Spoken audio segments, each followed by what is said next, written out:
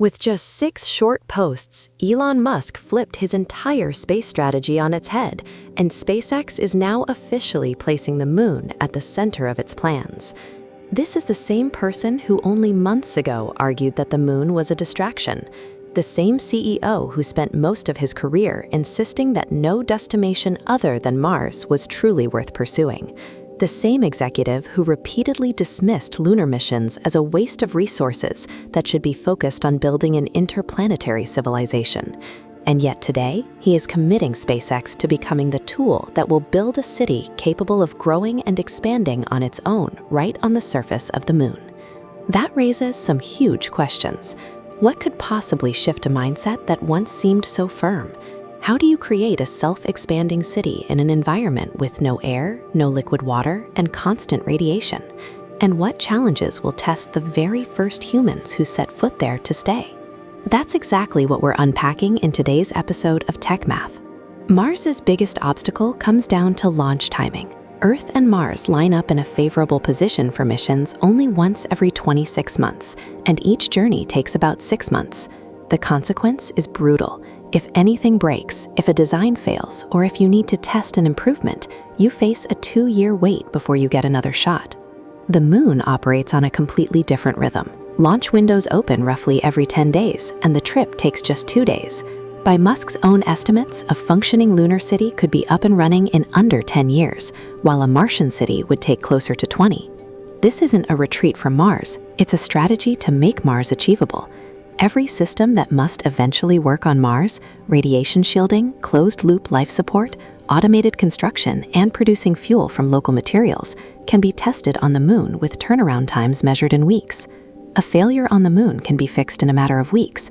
A failure on Mars could mean years of delay. The economics change just as dramatically.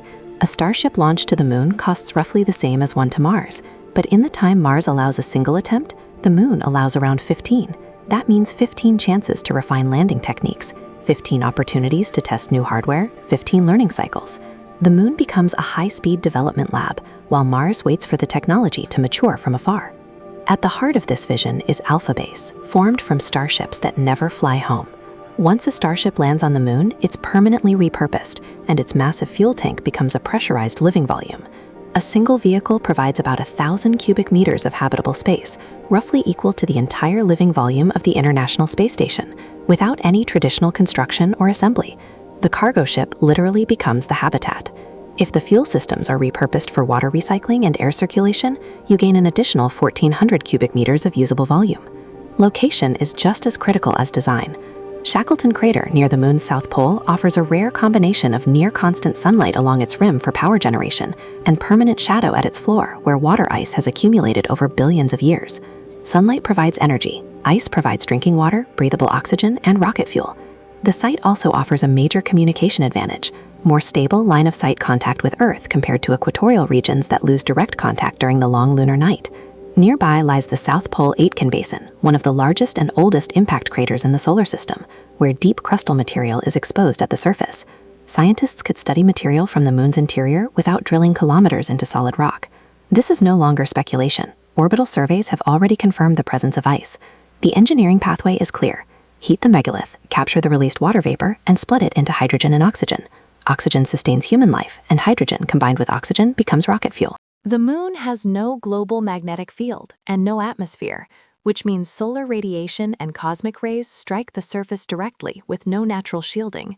Humans cannot survive in that environment without protection. That protection, however, is right under their feet. Regolith, the fine dust that blankets the lunar surface, becomes a powerful radiation shield when piled on top of habitats. Just a few meters of compacted soil can block most harmful radiation. Some designs go even further by placing entire structures inside natural lava tubes, ancient volcanic caves that already provide thick protective walls. Building underground also solves another major problem: temperature. The moon's surface can swing by nearly 300 degrees Celsius between sunlit and shadowed areas, while underground temperatures remain relatively stable. That stability reduces the energy needed for heating and cooling and creates a far more consistent environment for equipment and human health. Life support on the moon operates as a completely closed loop.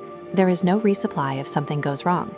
The base must recycle everything. water, air, and even waste. Advanced filtration systems recover water from humidity in the air, from urine, and from wastewater. Carbon dioxide scrubbers capture CO2 from exhaled breath and recycle it back into oxygen. Initial food supplies come from Earth, but hydroponic and aeroponic systems, growing plants without soil, gradually take over to provide fresh produce on site. These systems use up to 90% less water than traditional agriculture and deliver faster yields thanks to tightly controlled conditions. The core engineering philosophy is triple redundancy. Every critical life support system has two fully independent backups. If the primary oxygen generator fails, a secondary unit activates immediately. If that also fails, a third stands ready. The same principle applies to water recycling, power generation, and thermal control. In an environment where a single failure can be fatal, redundancy is not optional, it is mandatory. Power systems are designed to be diverse and resilient.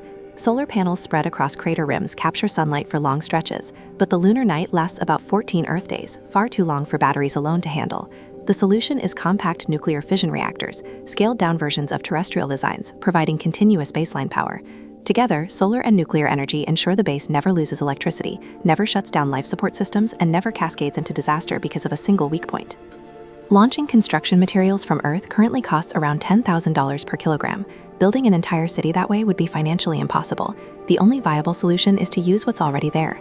3D printers adapted specifically for lunar regolith can build structures layer by layer, using binding agents or concentrated sunlight to fuse dust into solid blocks.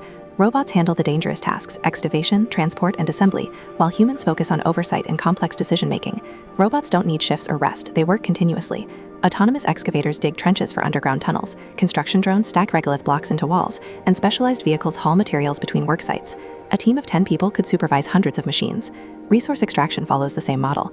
Automated drills bore into permanently shattered craters, heating units warm the regolith, collection systems capture water vapor, and processing plants split it into hydrogen and oxygen. The entire chain runs with minimal human intervention. The base grows not through human labor, but through managed automation. Some bold concepts even propose a lunar space elevator, a cable stretching from the surface to the Earth-Moon L1 Lagrange point, about 62,000 kilometers away. Thanks to the moon's weak gravity, this idea is theoretically feasible even with existing materials like Kevlar. Solar-powered elevator cars could move cargo up and down without rockets, potentially cutting transport costs to as little as $1 per kilogram. The technology is within reach. The remaining challenge is scale, not physics. The most frightening challenge doesn't lie in engineering, it lies in the human mind. The first residents of the moon will live inside a facility no larger than a football field, with no weather, no natural landscapes, and no ability to step outside without wearing a pressurized suit. Every call back to Earth will carry a 3-second delay each way, enough to make conversations feel awkward and unnatural. The sense of confinement can quietly wear down morale. Minor everyday frictions can escalate quickly.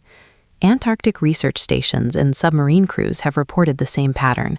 Isolation intensifies internal conflict. A lunar base, therefore, cannot rely only on advanced air filtration systems. It must also include psychological support infrastructure, dedicated recreation areas, virtual reality environments that recreate Earth's nature, and frequent video connections with loved ones. Crew selection standards will draw lessons from long ocean voyages and the communication blackouts of Antarctic winters. Resilience under pressure, conflict resolution skills, and emotional endurance. Professional expertise matters, but the ability to live harmoniously and cooperate matters even more. In a small community, one person lacking communication skills can strain the entire group. Low gravity introduces its own medical challenges. Bone density declines, muscles gradually weaken. Lunar gravity is only 1/6 of Earth's, enough to avoid the severe damage seen in zero-gravity environments, but not enough to maintain normal long-term human physiology. High-intensity exercise programs, resistance training equipment, and even rotating modules that simulate artificial gravity will become essential parts of daily life. But a self-sustaining lunar city is more than just a stepping stone to Mars. The survival technologies developed in vacuum and radiation-heavy environments have immediate applications back on Earth. Closed-loop water recycling systems designed for the moon could serve water-scarce regions. Advanced hydroponic farming from lunar greenhouses could boost food production in arid lands. Radiation shielding techniques could protect astronauts, high-altitude pilots, and even cancer patients undergoing radiation therapy. Remote-controlled construction robots perfected on the moon could be deployed in disaster zones or hazardous industrial sites. A lunar base becomes a real-world laboratory for innovations that solve Earth's problems while preparing humanity to expand beyond it. The roadmap that has been outlined is ambitious, a functioning lunar base within 10 years, followed 5 to 7 years later by the first crewed missions to Mars. It's a dense timeline, but not an unrealistic one. Heavy lift launch capability from Starship is progressing, life support technology prototypes already exist, and lunar ice reserves have been confirmed. What remains is execution, landing the first ships, building power systems, initiating resource extraction, and successfully operating closed life support loops. Each milestone reduces risk for Mars. Every failure can be corrected quickly because the moon is close. The speed of experimentation matters more than the final destination. You learn faster with a test every month than one every 2 years. The strategic pivot from Mars to the moon reveals a core philosophy: optimize for learning velocity. Faster experiments mean more experience. More experience means the toughest problems begin to reveal their solutions. Mars remains the distant goal, but the moon is now the proving ground. If SpaceX can build a self-sustaining settlement 384,000 kilometers away, similar systems will have a strong foundation to operate 225 million kilometers from Earth. Humanity's first permanent settlement beyond Earth will not emerge because it was easy to build, but because its technologies were proven step by step and the roadmap became achievable. This strategic shift is not a retreat, it is the shortest path forward. That city will grow with every Starship mission, every landing that adds new capability, every successful extraction of water ice that strengthens confidence, and every month of stable operations that replaces uncertainty with knowledge. 10 years from now, if the timeline stays on track, humans may be living on another world, not visiting, living. And the moon will no longer be a stopover, it will be a home. Thank you for staying with us until the end of the video. If you found it interesting and worthwhile, please support us with a like and subscribe to the channel so we can keep creating more great content for you. Sincerely, thank you.